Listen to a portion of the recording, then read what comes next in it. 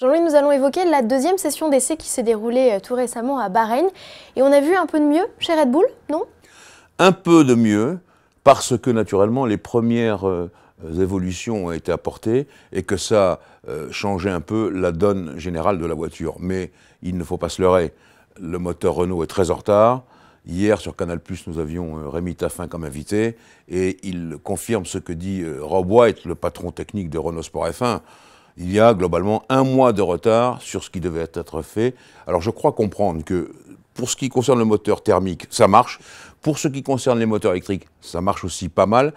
Et tout le mal provient en réalité de l'électronique, sur lequel, là, eh bien, Renault s'est trouvé moins au fait, moins au courant, moins fort peut-être que Mercedes ou Ferrari. Jean-Louis, clairement, c'est l'écurie Lotus qui est la moins prête pour ce début de saison? Oui, je crois, parce qu'elle se retrouve un peu dans la même situation que Red Bull Renault au début, à savoir qu'elle a des soucis avec le moteur Renault, mais elle a ses propres soucis aussi dans l'interprétation de ce qui a été fait autour du moteur Renault. Par exemple, le patron technique ne s'en est pas caché, ils ont eu des gros problèmes de tubulure d'échappement, et là, effectivement, on a vu une colère un peu feinte peut-être parce qu'il y avait des caméras de Romain Grosjean, mais je crois que quand même, c'est vrai, il y a de quoi être un peu en colère.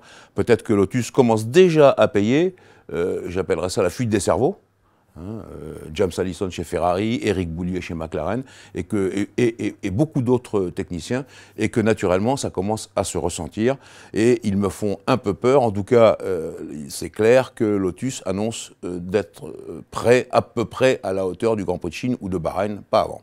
Donc 3 ou 4 Grands Prix. Sur cette session, Jean-Louis, les moteurs Mercedes sont ceux qui ont le plus roulé. Nico Rosberg est celui qui a parcouru le plus de kilomètres. Est-ce qu'on peut tirer des conclusions sur ces deux chiffres, sur ces deux données?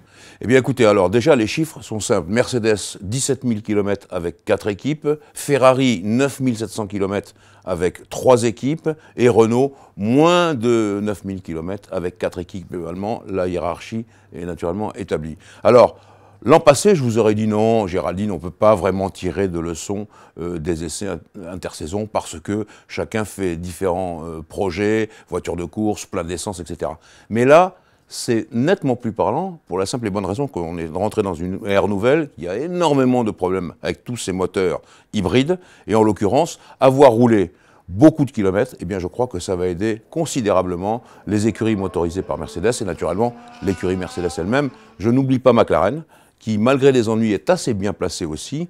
Mais en l'occurrence, Rosberg, Hamilton, qui sont les deux pilotes Mercedes, eux, ont, à mon avis, de meilleures chances que leurs concurrents. Alors là, après, il y a le choix Rosberg, il y a le choix Hamilton.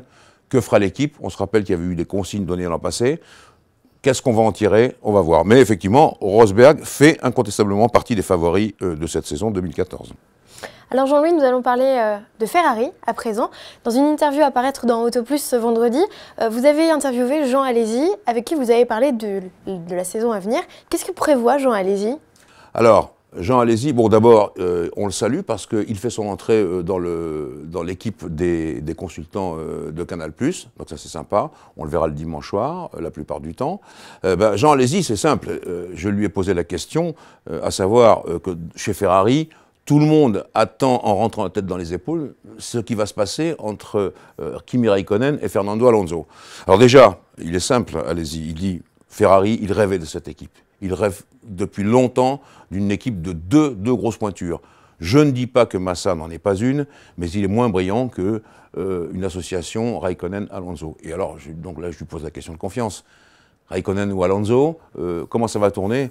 Eh bien, la réponse est très très nette.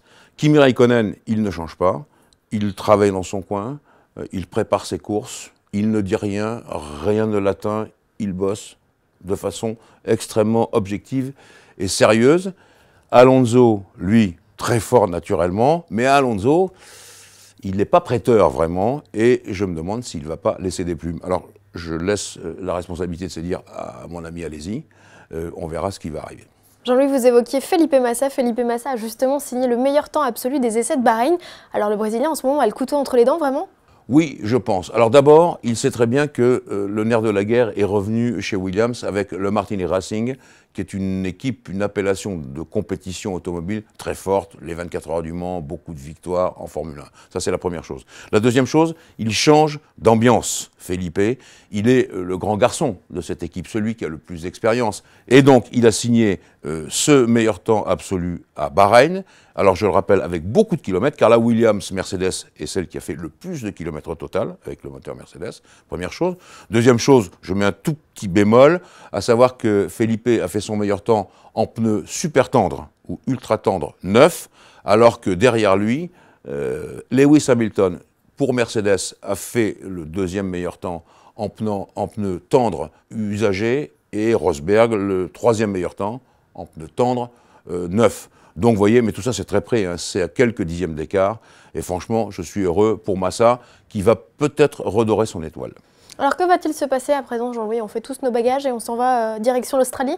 Eh bien oui, entre vendredi, samedi et dimanche, tout le monde a décollé pour l'Australie. Déjà, quelques pilotes sont partis directement de Bahreïn, parce que ça coupe un peu le voyage. Et d'autre part, les voitures, elles sont mises en caisse en ce moment où nous parlons, et elles prennent les Boeing 747 Cargo demain matin à Heathrow.